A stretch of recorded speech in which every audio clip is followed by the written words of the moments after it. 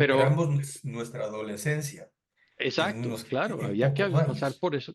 Creo que así lo escribías tú la otra vez, infancia, adolescencia. Por culpa del demente ese. Y si me queréis enviar a la sala de espera, pues tranquilamente podéis hacerlo. Ahí está, pues, bueno, Mediterráneo habla y luego ya Carlos Olivares nos va a Sí. contar algo de sus experiencias. Mediterráneo sigue.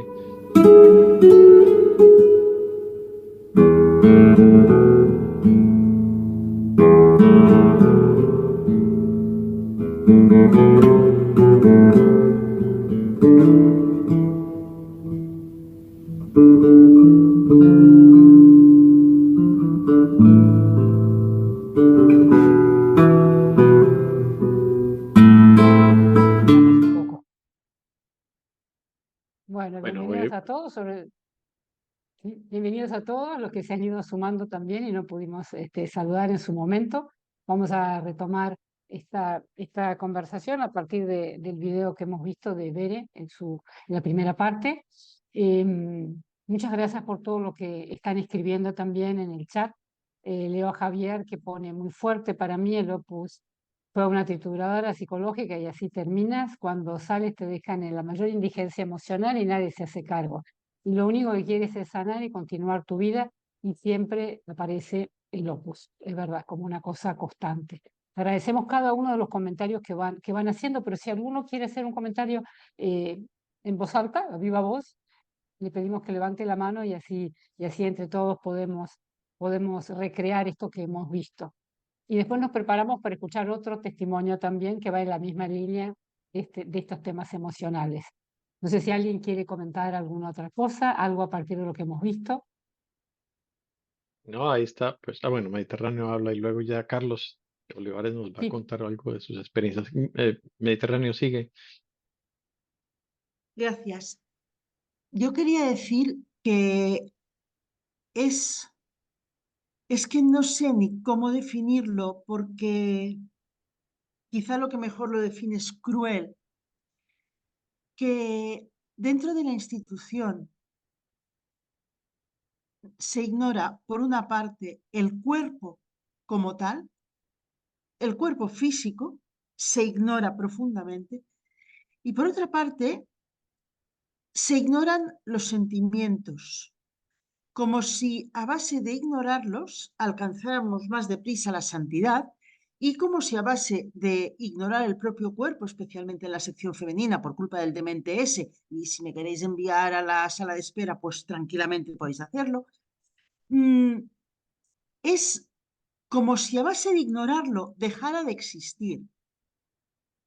Yo lo escribí no hace mucho en OL, cuando a mi perra la llevé al veterinario y la veterinaria me dijo, ven a buscarla porque tiene un cuerpo glorioso, porque desde que está aquí no hace ni pis ni nada. Y lo único que tenía era estrés. Y cuando fui a recogerla, pues se pasó 5 minutos haciendo todo lo que no había hecho, se tumbó en el sofá y se quedó durmiendo. Y en la institución es como si hubiera cuerpos gloriosos, cuerpos que no se cansan, cuerpos que no se fatigan, cuerpos que no tienen ningún tipo de afección de nada. Y claro, ¿cuál es la realidad actual de la institución? Que todo lo que antes se negó, como al fin y al cabo era vida, ahora sale. Y ahora no diré que solo hay gente enferma porque sería un reduccionismo, pero sí que un 90% de los miembros de la institución lo están. Bueno, en la sección femenina creo que es un 95%. Y no es más que consecuencia de haber negado la humanidad. Es tan cruel negar la humanidad.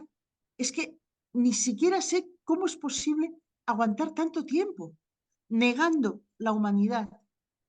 Gracias. no, gracias a ti, Mediterráneo, por compartir estas reflexiones tuyas. Bueno, aspecto de pensar que se iba a volver loca, que comentó Bere, también lo comentó Lulu, que está acá presente en la reunión pasada, que ella en un momento dado, cuando pidiera a un general, cuando le sugirieron ir a un psicólogo, ella recordó una película, Me quieren volver loca, y dijo que no quería, ¿verdad, Lulu?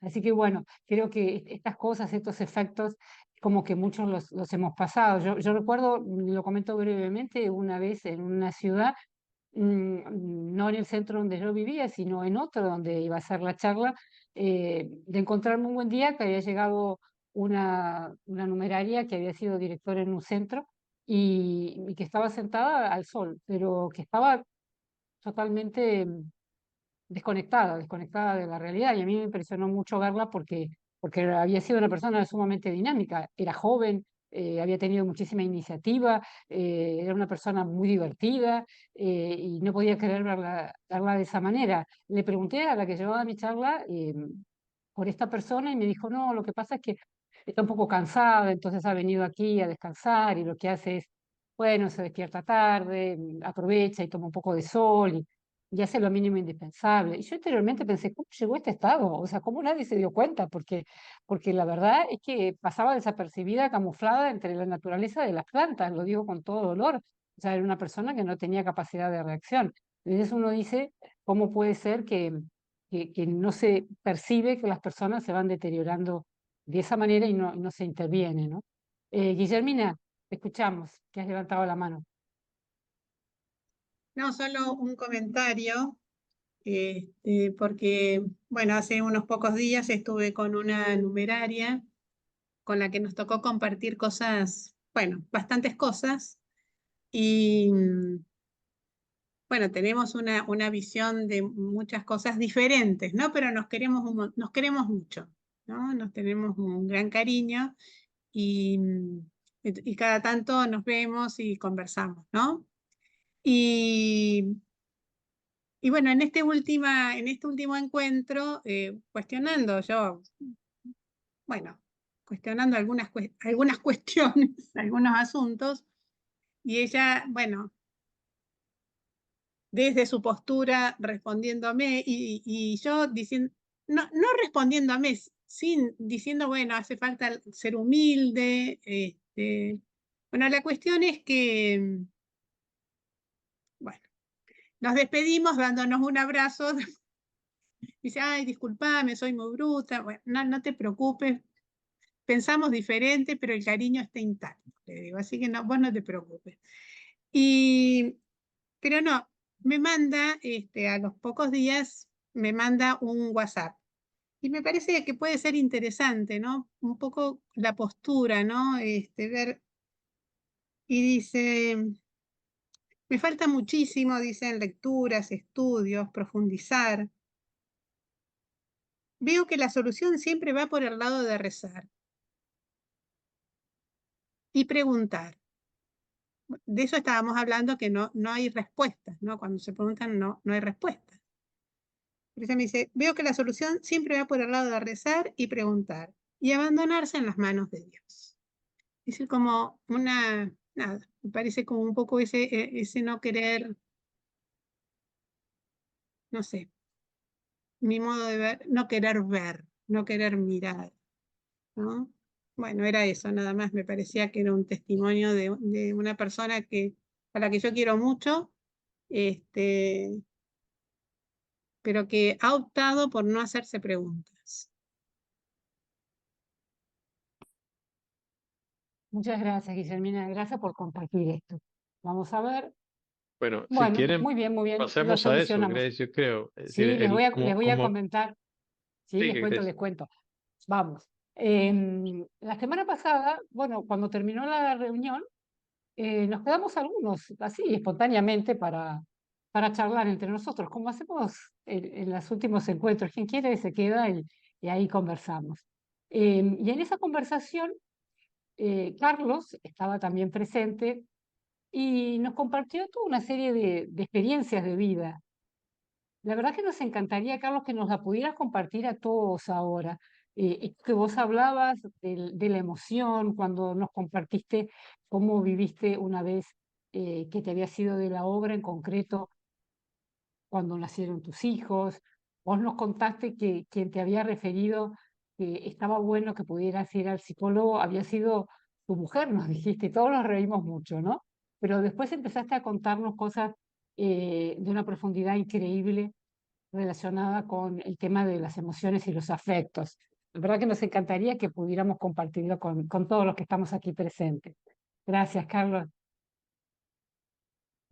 Gracias, jamás pensé yo que les fuera, no sé, gustar o impresionar mi vivencia que no es muy diferente a la de todos nosotros, pero cada uno tiene sus circunstancias particulares. Estoy recordando que cuando yo levanté la mano, dije, a mí la que me llevó al psiquiatra fue mi mujer, no fue ninguno de los directores porque la estuviera pasando mal y haciendo cosas raras dentro de la obra. Ya me había salido, ya habían pasado unos años, me casé y después de poco más de un año ya venía nuestra primera bebé en camino. No, mi comportamiento en la familia se había convertido en que yo era un proveedor, un frío proveedor que trataba de que hubiera de todo y que nuestra relación pues había perdido mucho. No, llegó un momento en que estábamos juntos, pero cada vez más distantes. Y yo no reaccionaba, no reaccionaba. Tenía mis sentimientos como anestesiados, atrofiados definitivamente. Era un analfabeta en la cuestión de sentimientos. Era muy difícil compartir con ella mis emociones, mis tristezas y mis alegrías. Y como decían hace un momento, no sabía ponerle nombre a mis emociones, ¿verdad? Lo sentía y ahí iba con ellas. Llorar, reír juntos, cada vez fue más difícil. Al principio tal vez ya existía por la novedad, pero ya caídos un poco en rutina, pues yo sabía que ella me quería, yo la amaba, pero yo no le decía te quiero, te amo, ¿no? Y con la idea de salvar nuestro matrimonio, bueno, pues ella me pidió ir a ver a un psiquiatra conocido de ella y pues no sé cuánto tiempo me negué, pero al fin accedí a ir. No sé, si llegué ahí convencido de ir por agradar a mi mujer, yo llegué con las uñas de fuera. Llegué ahí a esa entrevista y empezó la sesión. No sé cómo las empiezan los psiquiatras, pero comenzó a preguntarme cómo me sentía, qué tenía, y entonces mi reacción, que estaba totalmente a la defensiva, le devolví la pregunta. Mire, yo no lo conozco. ¿Quién es usted? ¿Qué experiencia tiene? ¿Cómo se llama? Mire, y fulanito y tal. Ah, mire, yo conozco a uno de ese apellido. Son parientes. Es ese que está en el gobierno y que tiene unos grandes clavos. Perdió toda autoridad. Seguimos conversando cosas generales y aquella reunión se volvió un ping-pong. Terminó el tiempo y quedamos para una segunda ocasión. En esa segunda ocasión, las cosas fueron iguales. No avanzamos absolutamente nada y antes de que se terminara el tiempo, pues me dijo, mira, no tenemos nada que hablar porque yo no puedo ayudar a alguien que no quiere ser ayudado. Pues no quería ser ayudado definitivamente. Pues, no sé, estuve 22 años en la obra. Y hacer la confidencia, la charla fraterna, como le dicen ahora, pues, no sé, le va enseñando a uno muchas cosas. Al principio mis pláticas eran muy sinceras. Hablaba de todo y siempre, tienes que ser más sincero, tienes que cumplir mejor el horario, tienes que ser más puntual, tienes que ser más apostolado, exigir, exigir, exigir. Al principio, con los que llevaba la confidencia, la charla fraterna, eran mayores que yo. Yo creo que soy de los primeros 15 o 20 que invitaron en Guatemala, de donde soy yo. Y Aparte, pues estaban los que habían venido de fuera a comenzar con la labor. Otra docena de gentes entre los curas y los sacerdotes. Por mi carácter, pues yo soy de un carácter fuerte. Me defiendo mucho a mi libertad y pues, soy independiente. Y como mis circunstancias familiares pues eran muy peculiares, entonces tampoco me podían controlar mucho. Tardé 5 años en irme a vivir a un centro de Opus Dei, que era una residencia, y llegué como secretario. Porque sí, pues hacía las cosas bien, estaba en lo que quería, pero pues, comencé a vivir esa doble vida. Decía lo que querían que querían escuchar. Y pues eso lo aprendí con el tiempo. Y cuando uno dice que comienza a llevar a una doble vida, es convertirse en un cínico, ¿no? Por un lado aparente hacer unas cosas y por otro las que te dicen te entran por un lado y por otro te salen. Yo me sentía a gusto, no sé por qué, porque el ambiente era bonito, porque venía de una familia disfuncional y entonces ahí encontraba un ambiente muy agradable y muy sano. Entonces, pues para retomar el hilo de lo que venía diciendo, pues nació la bebita. Pasaron los 40 días de recuperación y los 20 días de postnatales que dan aquí en el país. Y pues retomamos, y mi esposa retomó su trabajo. Los dos trabajábamos. Ese primer día que fuimos, no teníamos con quién dejar la bebita y la fuimos a dejar a un daycare, a una guardería de día. Viajamos, nos recibieron muy amablemente y desde cuando ella se regresó al carro y yo la fui a dejar a su trabajo, era un mar de llanto, pensando en que había dejado a su bebita, a su primera hija. Y yo la miraba llorar, ¿no? Y pues fue a su oficina, por la tarde la fuimos a recoger y no se me olvida esa impresión de cuando llegó con nosotros la bebita, la recogimos y empezó, no sé si tenía hambre o qué, empezó a llorar. Y estaba ronquita, estaba ronca de tanto haber llorado durante el día. No, eso fue un detonador para los dos, para ella y para mí. Ella se rompió en un mar de llanto, yo también sentí que se me encogía el corazón. Y pues la vida siguió y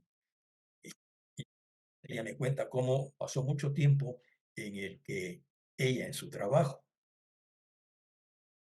lloraba recordando a la bebita. Y yo en mi trabajo me concentraba y me olvidaba hasta que la íbamos a recoger de regreso. No sé, no tenía esa sensibilidad.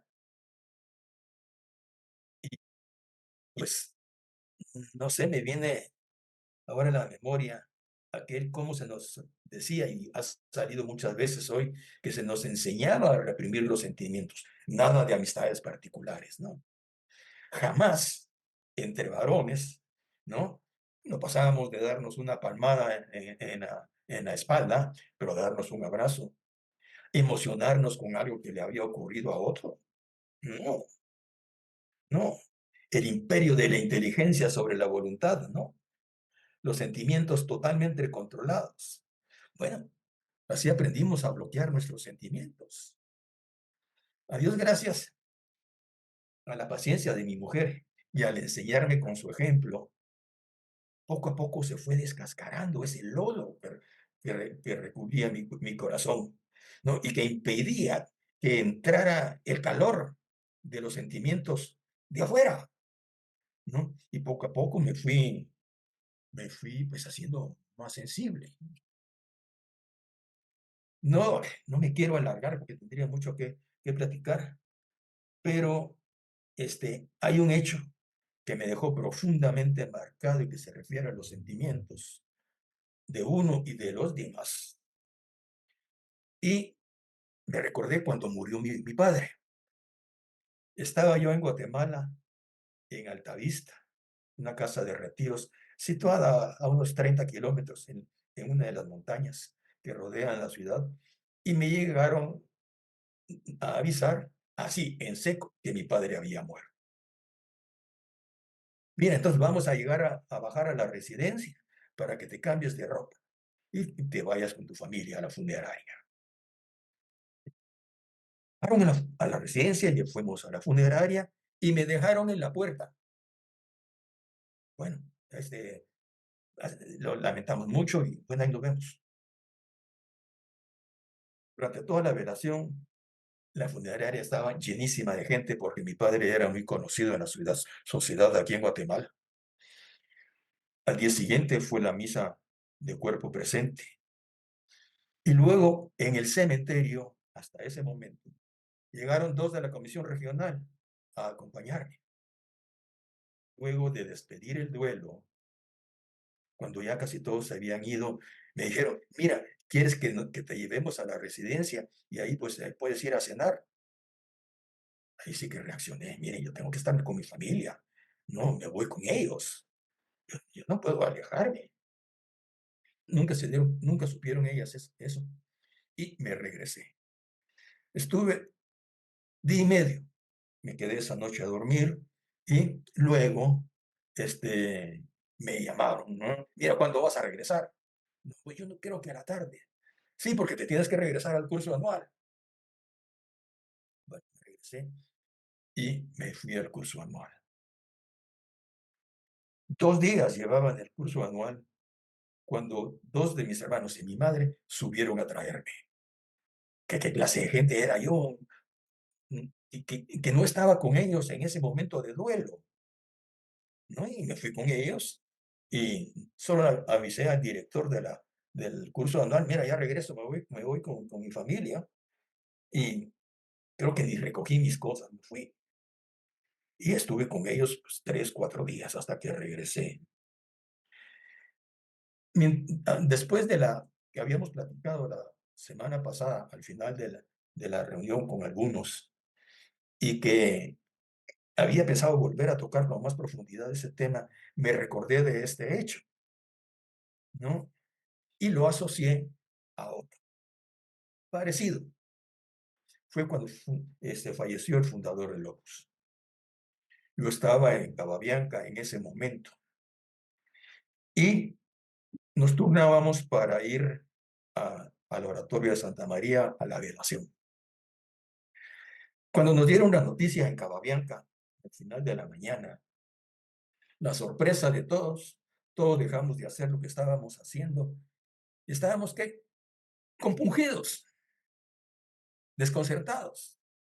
Se había muerto antes de que él lo había dicho, porque se había profetizado su propia muerte. No hubo ni una sola lágrima. Y nos arreglamos, fuimos a la velación. Ahí estábamos rezando el rosario y fueron llegando gente de fuera. Entre ellos llegó el que después fue Juan Pablo II, que era cardenal en ese momento y llegó a visitar. Cuando él se fue, continuamos allí. Y bien me acuerdo que un muchacho de la región de Italia se levantó y le fue a dar un beso en la frente al cuerpo del padre. Todos quedamos desconcertados, porque todos nuestros sentimientos estaban como reprimidos. Y así, todos nos levantamos e hicimos cola para ir a besar. Nada más. Perdona la digresión, pero hay muchísimas cosas que me vienen a la cabeza. Y regresando a mi familia, mis hijos crecieron, pues yo cada vez fui siendo más cariñoso, más espontáneo, y creo que ya estaba bastante bien. Mi hija mayor se casó y se fue a vivir a una casa muy cercana a la nuestra. Yo estaba en ese tiempo dando clases en la universidad en el periodo vespertino. y por las mañanas iba a verla mediante ese tiempo de reposo. Al ver aquel bolopito, decimos aquí, aquella cosita envuelta que la cargaba, ¿no? No sé, de verdad me enternecía y la cargaba y al segundo día que yo llegué y que pues, la cargaba, la tenía y la miraba, como que se mira, como cuando se mira a alguien a quien se quiere, ¿no? Y mi hija me dijo, papá, nunca creí que fueras a querer a tanto a tu nieta. No sé, pasé el examen. Pasé el examen de sentimientos. ¿No? Hoy sí, ya río, lloro, me emociono con las alegrías y tristezas de los demás y tengo el corazón en carne viva, ¿no? Que es lo que uno ya no tiene cuando está ahí adentro. Sí. Pero sí puedo decir después de esto que los sentimientos más fuertes que he tenido en mi vida los he tenido después que me salí. Allá adentro no los tuve. No sentía, no tenía empatía por nadie, ¿no? Y entonces, pues, hacer la oración era meditar. No era una oración, era una reflexión.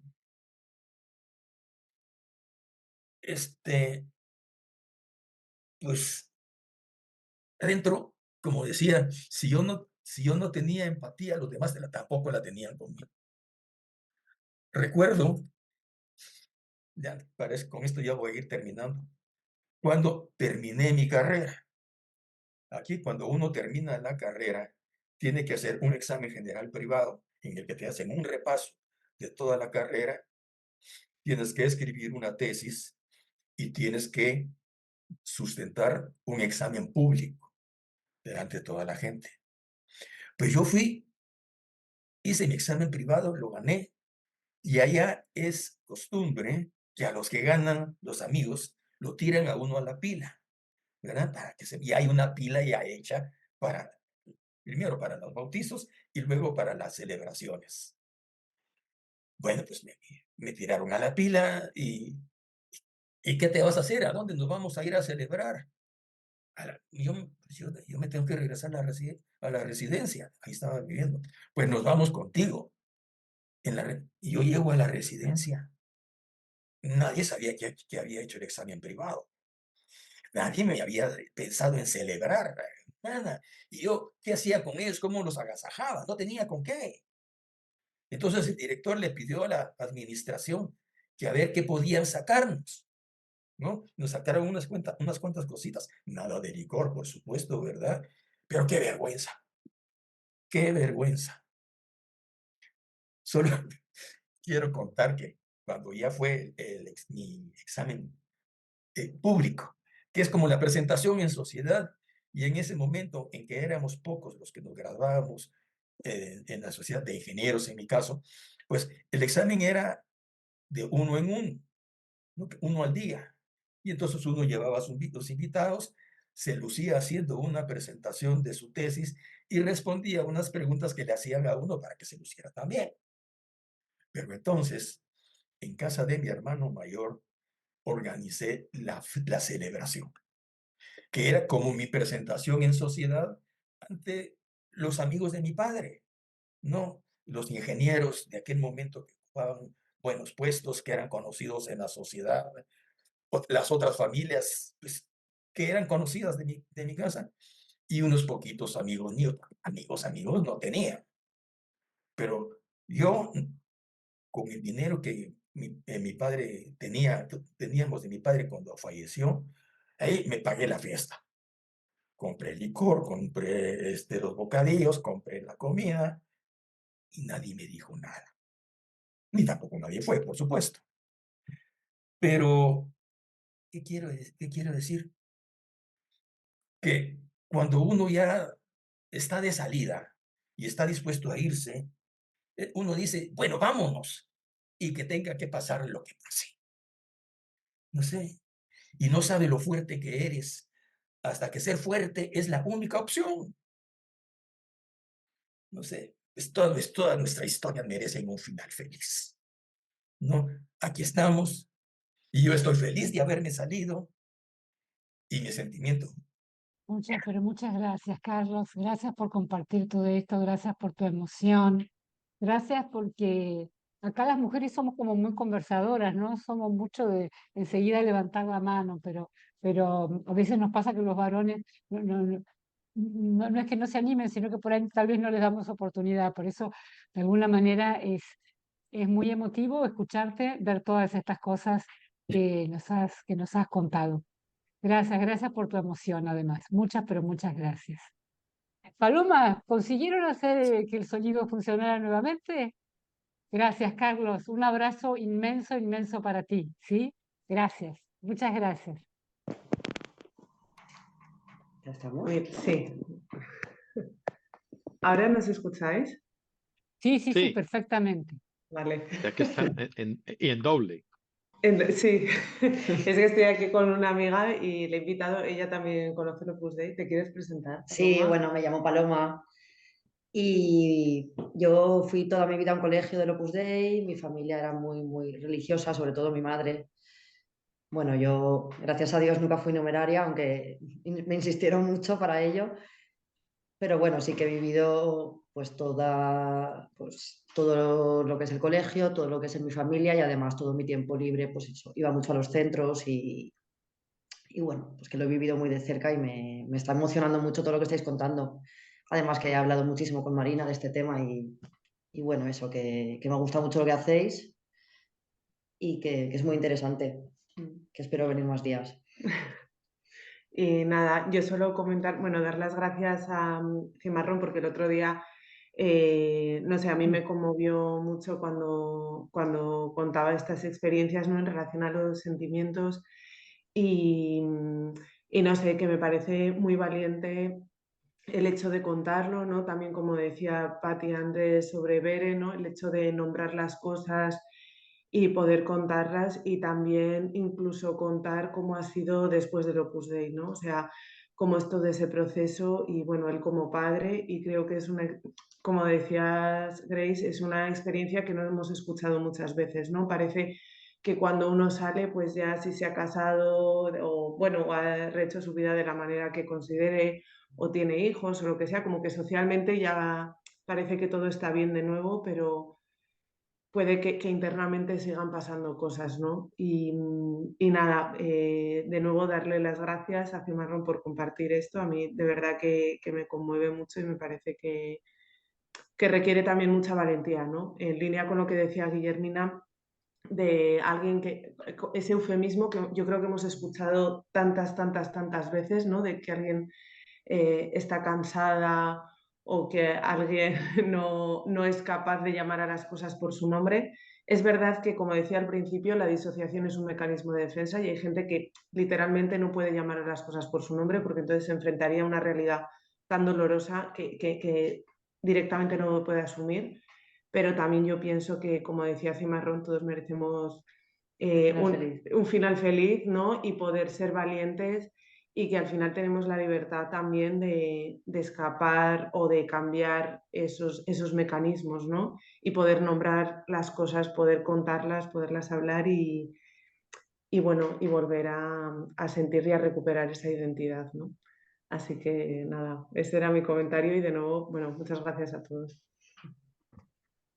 Gracias a vos, Marina, y bienvenida, Paloma, todas las veces que quieras sumarte a este grupo. Bienvenida. Gianfranco, ahí te veo levantando la mano. Sí, es que, Carlos, primero que todo, pues otro abrazo desde aquí, desde las nórdicas tierras del Canadá. Eh, pero yo con ruana colombiana para mantenerme calientico. Pero recuerdo algo que comentaste la vez pasada que también a mí me impactó mucho y es que en el tema este de los sentimientos, yo recuerdo que en muchas de las películas, cuando yo escuché a José María Escrivá en Venezuela en 1975, en febrero, me impresionó mucho porque yo creo que a muchos suramericanos nos pasa que gritaba mucho y hablaba con mucha fuerza y decía cosas y luego lo vi muchas veces en las películas también, ¿no? Como como si, bueno, ese tipo de, no sé, ira santa tal vez, la rabia santa, yo no sé cómo se llama eso. Pero a mí me impresionó mucho que tú comentaste algo que yo leí, o de lo que oí hablar, perdón, leía en el libro de del Carmen Tapia, y era como este hombre gritaba realmente mucho y ustedes lo escuchaban. Yo no sé si quisieras contarnos otra vez aquí a todos esa experiencia de cuando en Villatevere, pues allá, o en Cababianca, no sé dónde era, si era en Villatevere o en Cababianca. Si no te importa contar. Ya, bien, yo fui de la última promoción del Colegio Romano en Villatevere y la primera en Cababianca. Cuando estaba en Villatevere, estaba rodeado de españoles. Y sí, todos gritan. Los italianos también, pero yo, como dices, como latino, nosotros somos suavecitos, ¿verdad? Nunca decimos las cosas directas. Siempre damos rodeos y un poco, mira, es que quería decirte un poco que estás, que un poquito, que no sé qué, todo lo disminuimos. Y entonces, aparte de que todos los españoles gritaban a mi lado, estando en los edificios de Villatevere, pues se veía Fichi, en donde estaban las oficinas del Consejo General, y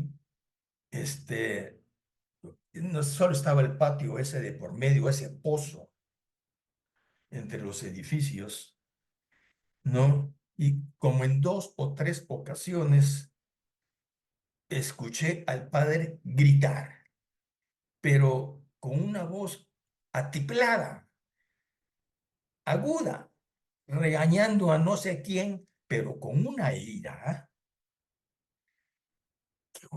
que todos nos quedábamos callados, ¿no? Porque aquello retumbaba en ese patio central, ¿no? Y entonces, pues no era una cosa del carácter de los españoles que hablan fuerte y gritan. No, era él con un carácter, perdón, desgraciado. Porque si no, que lo digan las pobres de la sección femenina que lo atendía. Gracias. Muchas gracias, Carlos. Todas estas cosas de las emociones, a mí también, pues yo he tenido un camino distinto, mi personalidad pues ha sido siempre muy sensible y también me costó pues más de 20 tantos años, no el recuperar las emociones, sino el no estar completamente aplastado y mandado dando bandazos para todos lados por ellas, ¿no? Es como el otro lado de la moneda, ¿no? De no saber qué hacer con las emociones. Uno las ha estado tratando de ignorar durante 19 años que yo estuve en la obra. Y luego de repente están ahí y dirigen el concierto. Entonces toda mi vida la dirigían las emociones y la controlaban las emociones y aunque yo pues soy inteligente relativamente, pues no tengo inteligencia emocional. Ese tipo de inteligencia no la tuve y apenas la estoy aprendiendo y tengo 62 años. Sí. Bueno, ¿no? O sea, eh, es la parte de la misma incapacidad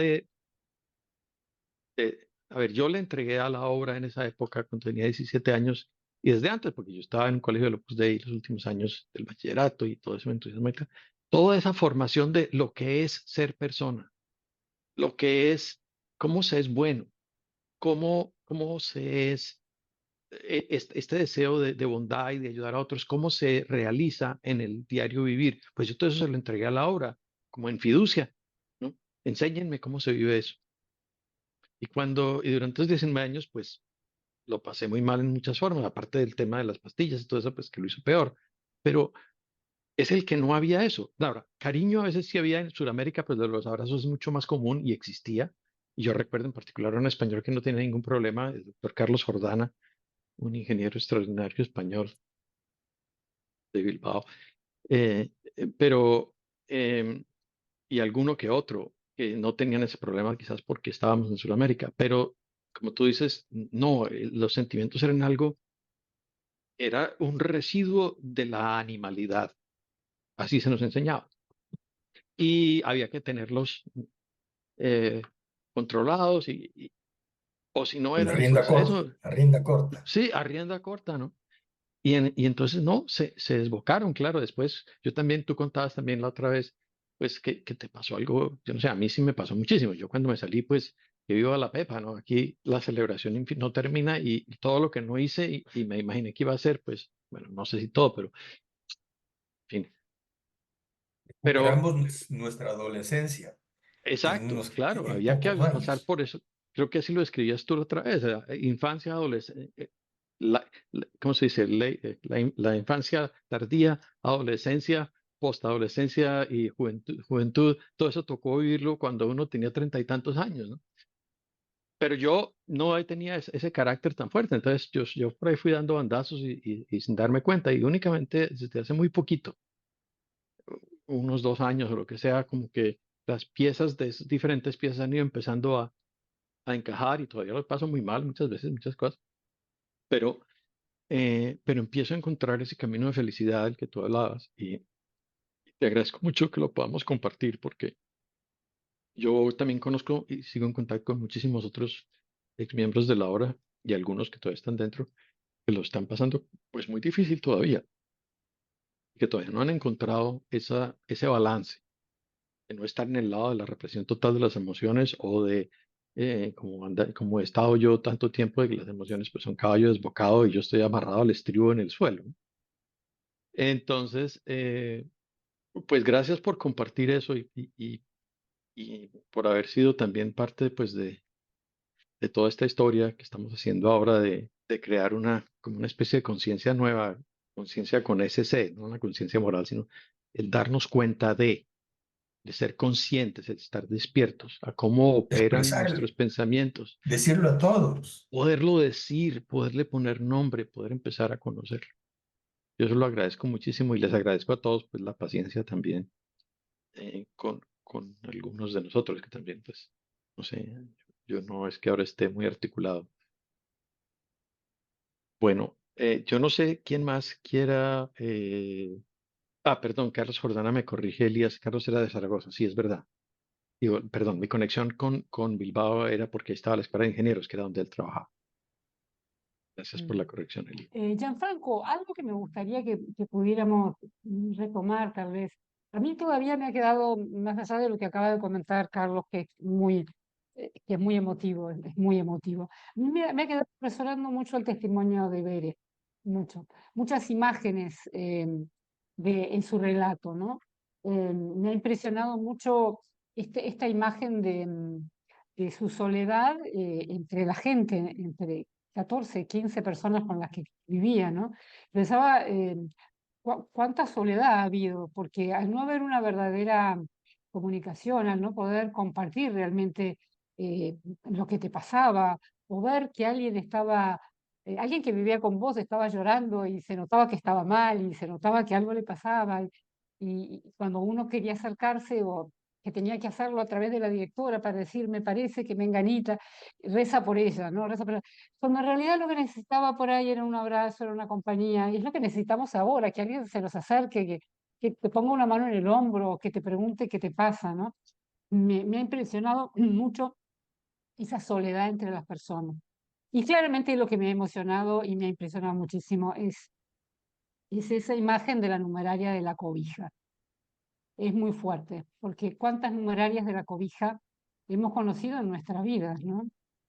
Personas que han estado, tal vez yo no lo he vivido en forma directa, pero sí a través de lo que otras que han estado en la obra y con las que compartimos mucho porque somos muy amigas, me han compartido esto de vivir en un centro donde había una que estaba en su habitación y que lloraba la noche y que tal cosa, y que yo digo, cuántas de esas personas ha habido, ¿no? Ojalá que no sientan hoy en día, lo deseo de todo corazón, esa soledad que podemos haber sentido, que hoy dentro, en ese afán de cambio, en esta cosa de reforma que se intenta que no haya nadie solo dentro, que no haya nadie solo, que la gente realmente se sienta querida, porque cuando uno ha entrado en la obra entregando su vida entera, uno también espera el cariño de aquellas personas con las que vive. Es lo menos que podemos esperar porque eso supone que es parte del 100 por 1. Mediterráneo, te escuchamos.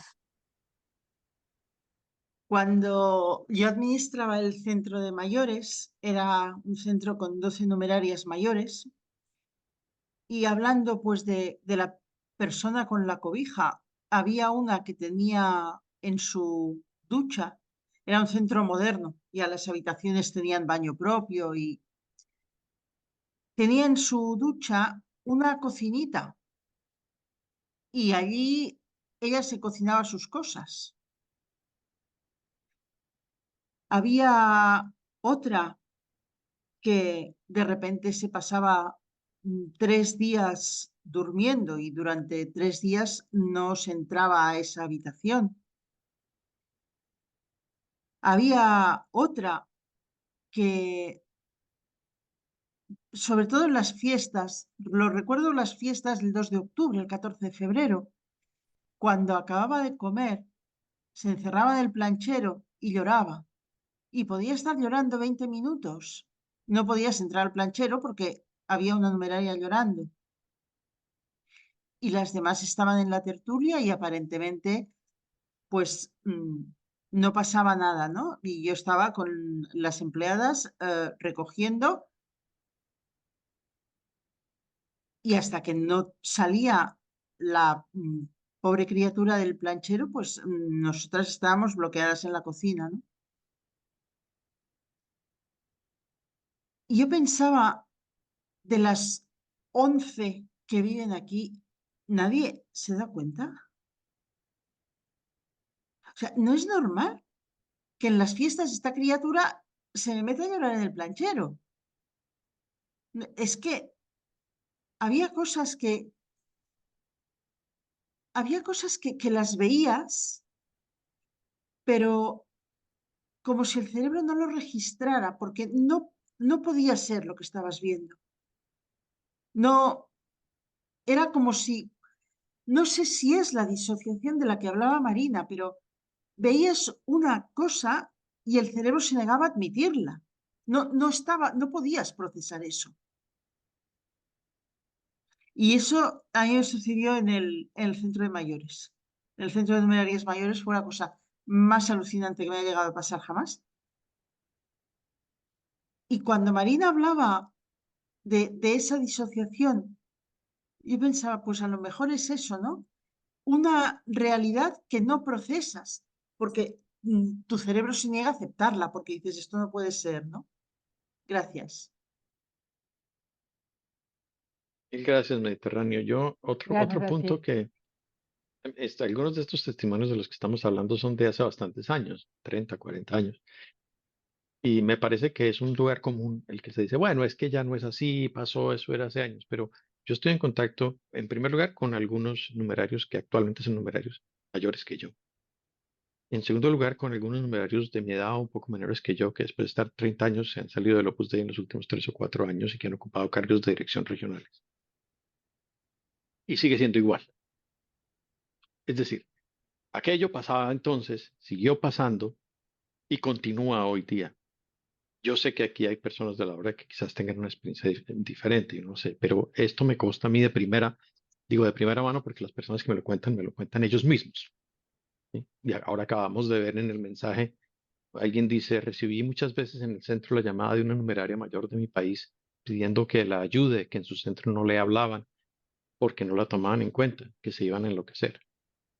A mí también porque conozco otras personas de la hora que sé que se esfuerzan por cambiar estas cosas y que no se cohíben de expresar su cariño y que son personas, pues como ahora vi que alguien también mencionaba, Santiago menciona, Ángel, perdón, mencionaba también que conocía al doctor Carlos Ordana, que era una persona que no, al que no le daba miedo querer y que lo expresaba y que te abrazaba, entonces que se iba con uno a tomar cerveza y, pero, pero precisamente era la excepción, no era lo normal, ¿no?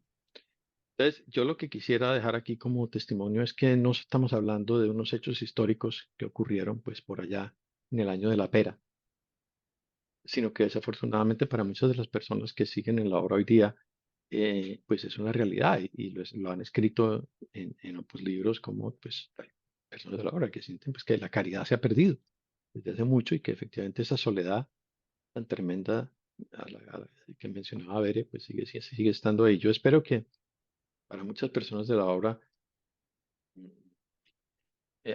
haya como una posibilidad de apertura, no tengan que seguir aislados de no poder hablarle a nadie, de no poder decir nada, de no poder comentar, y que exista realmente esa apertura. Yo no sé exactamente si en estos viajes, pues yo sé, por ejemplo, que ahora ahí vimos que Monseñor Mariano Facio está en Hermosillo, en México, pero puede ser que se haga igual que lo que se comentaba aquí de las visitas a Argentina, ¿no? Que es que al final no se tratan de las cosas reales, o sea, es todo como de, pues, hijos míos, rezad más, o, bueno, ustedes no serán los hijos, pero no sé qué son, sobrinos. Y no hay verdaderamente una conexión con la persona, no hay ese preguntarle, oye, ¿cómo estás? Pero de verdad, y que se pueda contestar cómo estoy. Yo lo dejo ahí porque Sí. Gianfranco, también acá Santiago acota algo más a lo que vos mencionabas en el chat, cuando mencionaba a esta persona que lo llamaba porque no tenía con quién hablar y decía a quién se lo podía decir. Si se lo decía al vicario, seguro le echaba una bronca monumental por llamarme. Si se lo decía al cura de mi centro, iría con el cuento a la comisión y otro tanto. Esta mujer murió asilada en un psiquiátrico.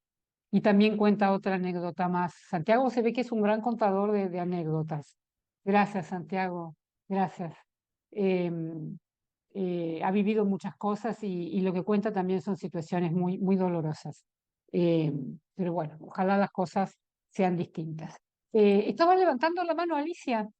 Sí, No me sí. pareció a mí. Te escuchamos, Sí. sí. Em, a mí me tocó vivir con varias o coincidir en cursos anuales y estas cosas que tenían algo, pero era imposible poder darle desde el fondo del corazón una ayuda. Y recuerdo una especialmente que en el curso anual era de esas personas que eran privilegiadas porque al conciliario le caía muy bien, era de familia de mucha plata, pero llegaba al curso anual y se encerraba en la habitación y no salía, simplemente. Entonces, cuando el primer día daban encargos, pues la fulana, el oratorio, la no sé cuánto, no sé qué, Alicia, llevarle la comida a Olga. Y dije, bueno, qué interesante, ¿verdad? Y efectivamente se levantaba algunas veces a la misa, si no le llevaban la comunión, pero pasaba encerrada en su habitación. Y como a la semana le dije, mira, ¿por qué solo yo te tengo que traer la comida? Se me quedó viendo y me dijo, porque vos no preguntas muchas cosas. Perfecto. Mis 21 días llevando la comida. Y bueno, yo me salí, pero al tiempo supe que había muerto de anorexia. También había otra que falleció también, que pasaba con mucho dolor y se acostaba a las 4 de la tarde y yo era la encargada de llevar, esto era en el centro normal, su comida y también, y le decía, ¿por qué? Porque vos no estás pregunta y pregunta y pregunta y qué te pasa y que por qué no te levantas y que por qué no haces vida de familia. Entonces, yo creo que hay una tremenda desconexión con el ser humano y, y se refleja en 1000 situaciones. Había otra que había sido directora por muchos años, mayor, y llegó al centro de mayores en Guatemala y de repente me decían, te toca acompañarla al médico y siempre eran los jueves. Yo escuchaba la conversación, el médico no encontraba y entonces el viernes decía, bueno, la voy a ingresar al hospital para hacerle un estudio más a fondo. Hasta que me cayó el 20 de que era como cada mes y medio o así, que era la misma mecánica. Y que entonces pedía a esta persona que fuera yo la que la acompañaba en el hospital. Y resulta que se pasaba toda la noche, de viernes a sábado, y si le dejaban hasta el domingo, viendo películas. O sea, con la televisión encendida, me decía, ¿no te importa el volumen? No, yo duermo perfecto. Bueno, pues pasaba la otra, y entonces me decía así con cara de pícara, es que yo antes de pitar, todos los domingos estaba de 8 de la mañana a 3 de la tarde en el cine. Y claro, en el Opus Dei solo una vez al mes, tal vez una película. Entonces, esta fingía su enfermedad para ir a ver película. ya falleció también, debe estar viendo películas ahí arriba. Pero el tema es que estamos desconectados, no hay forma de que las personas que tienen un cargo de dirección entiendan que lo que quiere es sentarse en la televisión toda la tarde y ver, punto. Solo hasta ahí mi participación, gracias. Muchas, pero muchas gracias. Muchas gracias. Bueno, yo no sé si... Guillermina, ahí veo tu mano raudamente. Sí, te escuchamos. Entonces, lo que no puede ser es que eso no se mire de frente y se pregunte, ¿por qué pasa esto? ¿Y cómo se puede proteger a los que están sanos y acompañar a los que están enfermos? Pero primero es, ¿por qué hay tanta gente enferma? Es decir, bueno, esto, y cómo de verdad tratar y acompañar al enfermo. Pero también es muy duro vivir de modo sostenido en un ambiente enfermo. Claro. ¿No? Y eso, a eso hay que ir, al fondo de eso, es decir, ¿por qué pasa eso? Bueno, yo tengo mis reflexiones y mis conclusiones, pero me parece como que hay que entender a todos, entender la situación de todos. Es decir, uno puede ver, y yo he tenido la experiencia, personas jóvenes, sanas, llevadas a vivir en un ambiente donde tenés 6 o 7 personas muy enfermas. Nada Lulu, más. Gracias, Guillermina, gracias. Lulu, que gracias, tiene la mano Guillermina. así, aplaudía y levantaba la mano, elogiaba aplaudiendo y también levantaba la mano. Te escuchamos, Lulu. El volumen, pon el volumen. Reactivar. Ahora Que sí. cuando la escuchaba a Guillermina, me acordaba de algo que ejemplifica eso que ella está diciendo. Yo tengo una conocida amiga numeraria y una vez me estaba contando sobre cosas de su casa y me comentaba de una numeraria que vivía en su piso, en sus cuartos, que estaba encerrada. Eso hace un par de años, o sea, tampoco es la prehistoria de la obra, es este siglo. Y, y decía que se encerraba y que muchas veces hasta salía olor de ese cuarto.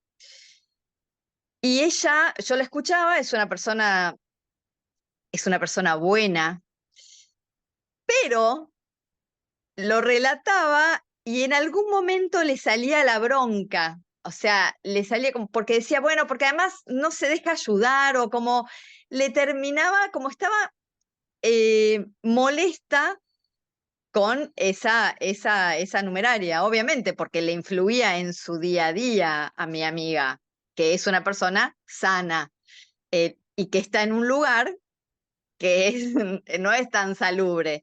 Entonces ahí quería contar esto a raíz de lo de Guillermina. Gracias, Lulu. Patricia.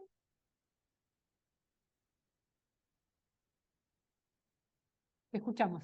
Sí. ¿Querías compartirnos algo? Sí, gracias. Me acordaba ahorita hay un artículo que salió en Opus Libros, no sé si el miércoles o el lunes, no recuerdo, creo que el miércoles, donde precisamente, ahorita no recuerdo ni el nombre de la persona, lo iba a buscar y ya en esto me dieron la palabra, pero dice, o sea, cómo el Opus Dei no ha enfrentado, ¿no? O sea, como ciertos temas, o sea, creo que al final lo que se está padeciendo es ya explotó la bomba. ¿Por qué? Porque en un principio no se puso solución a temas que en cualquier familia, pues, ¿qué es lo que dice que son? Pues se resuelven, ¿no? O sea, digo, todo esto digo, que todos nos damos cuenta, ¿no? O sea, de que vivimos con personas enfermas, que lo decíamos o que veíamos, ¿no? Esas situaciones y que nos lo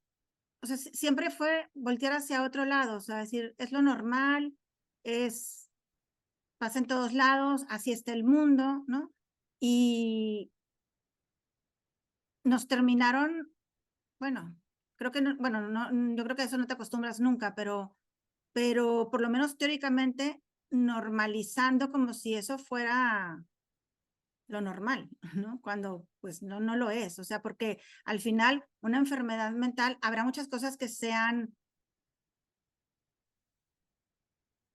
genéticas o que sean, o sea, que tengan una base neurológica o física, pero hay una gran mayoría, o sea, que finalmente son consecuencia de una ruptura, ¿no? O sea, de una ruptura de vida, de mental, pues de todo esto que se ha platicado, ¿no? Entonces creo que ha sido un no enfrentar y pues sí, ahora a ver quién toma, como se dice, la papa caliente, ¿no? O sea, porque ya está llegado muy lejos, pero bueno, ¿no? Gracias, Patricia. Bueno, el comentario de Guillermina lo vamos a dejar para analizar en otro encuentro, ¿no? Que posiblemente muchas de estas crisis o de estas situaciones tienen que ver con que la gente, que no ha habido claridad suficiente en saber qué es ser numeraria y por ahí la gente espera algo distinto y por eso termina quebrándose, se enferma y hay que cuidarla después, ¿no? Es una gran cadena. Guillermo, qué alegría tenerte aquí. Te escuchamos, ¿cómo estás? Y después vamos a hacer un cierre. Bien, Los que queremos, nos quedamos en la tertulia posterior. Sí, Guillermo, te escuchamos. gracias, gracias. Yo viví cuando me corrían del Opus Dei en el año 2008, pasé de la Ciudad de México a Monterrey y llegué al centro de Rivera, no me dejaron vivir ahí, pero bueno, los 12 que ahí vivían, los 12 tomaban pastillas contra la depresión, los 12. O sea, no es normal. Era a tal grado el exceso que vivían ahí 3 sacerdotes y los 3 sacerdotes muchas veces no celebraban misa porque 2 de ellos por depresión no lo podían hacer y a veces, lo ridículo, tenía que venir el padre Enrique Rúa, que ya superaba los 80 años, a celebrar misa ahí después de haber celebrado en su centro, que su centro estaba ahí a 3 calles, entonces celebraba en su centro y venía ahí a celebrar a un centro donde vivían 3 sacerdotes, pero 2 estaban incapacitados para celebrar, ¿no? Entonces, no es normal, en ningún lado, en ninguna familia puede haber tantos depresivos. Yo afortunadamente en la mía no conozco ninguno, ni por parte de mi papá ni por parte de mi mamá, que tenga una depresión como las vi en el Opus Dei, pero 12 de 12 es mucho. Y estos temas gatillo que podían eh, hacer la depresión o disparar la depresión, por ejemplo, yo pienso en una cosa que le escuché a Echeverría, que me pareció una cosa salvaje, que fue un día decir que en la charla siempre había que preguntar de temas de pureza, y perdón, bueno, que siempre salga este tema, de temas de pureza, porque siempre hay algo, ¿no? O sea, dudaba, eso que decía el fundador de que yo le creo más a un hijo mío que a 100 notarios diciendo lo contrario, pues Echeverría lo dudaba, ¿no? Entonces decía, si no te dicen de pureza, tú pregunta porque siempre hay algo. Entonces, en la charla siempre había que ir a decir lo negativo, ¿no? Y lo que uno quería proponer se rechazaba, no se autorizaba. Entonces, todo eso creo que una semana y otra, nada más de hablar lo negativo, son temas que van disparando esa depresión o enfermedades en mucha gente. Hay mucha gente que sale del Opus Dei y a los 6 meses, dice, a los 6 meses de salir del Opus Dei dejé de tomar antidepresivos. También decía un señor que su esposa le puso un paliativo en los antidepresivos, en las pastillas, le quitaba la sustancia activa y ponía azúcar. Y decía a su esposa, oye, me siento muy bien. Y su esposa le dijo, bueno, llevas ya meses tomando azúcar, bueno, a lo que le pusiera, y ya no la sustancia activa. O sea, como el Opus Dei, el estilo de vida, que es todo, es lo que desencadena la depresión. Ese es mi comentario, gracias. Bueno, Patricia, igual Rápido. estamos tratando de cerrar, así que brevemente, Solo y es así que terminamos. digo, tiene relación con esto que dijo Guillermo, de que de que cuando sales del Opus Dei dejas de tomar pastillas. Digo, yo las dejé de tomar antes, gracias a Dios, porque me fui a vivir a una residencia de estudiantes y se me quitaron todos mis problemas cuando ya, bueno, no sé si todos, pero bastantes.